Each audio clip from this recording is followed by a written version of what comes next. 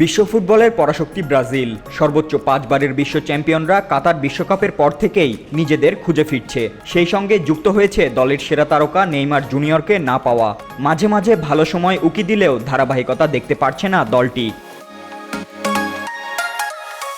কাতার বিশ্বকাপ থেকে শুরু হওয়া দুঃসময় অব্যাহত ছিল কোপা আমেরিকাতেও। সেই ব্যর্থতার সঙ্গে যুক্ত হয়েছে শেষ বিশ্বকাপ বাছাইয়ে হারের স্বাদ, যেখানে তারা প্যারাগুয়ের বিপক্ষেও হেরেছে।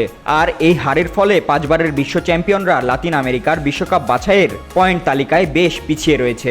দক্ষিণ আমেরিকা অঞ্চলের বাছাইয়ে 8 ম্যাচে 10 পয়েন্ট নিয়ে তারা অবস্থান করছে 5 নম্বরে। শীর্ষে থাকা চিরপ্রতিদ্বন্দ্বী আর্জেন্টিনার চেয়ে 8 পয়েন্ট পিছিয়ে আছে তারা। দলের এমন পরিস্থিতিতে সকলেই মনে করছেন সেরা তারকা নেইমার ফিরে আসলে হয়তো সকল দুঃস্বপ্ন কেটে যাবে। তাই তাকে না পাওয়া নিয়ে আক্ষেপের কথা বলেন ব্রাজিলের কোচ দারিভাল জুনিয়র। সেলেসাওদের ইতিহাসে সর্বোচ্চ গোলদাতা চোটের কারণে মাঠের বাইরে আছেন গত বছরের অক্টোবর থেকে। তবে ব্রাজিল সমর্থকদের নেইমারকে মাঠে দেখার প্রত্যাশা সম্ভবত এখনই পূরণ হচ্ছে না। এই মুহূর্তে তিনি ইনজুরি থেকে মুক্ত হতে রয়েছেন পুনর্বাসনে।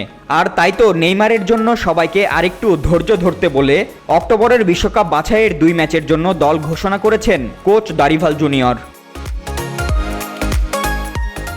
যেখানে দলে ফিরেছেন বার্সেলোনা তারকা রাফিনহা ও আর্সেনাল ফরওয়ার্ড মার্তিনেলি।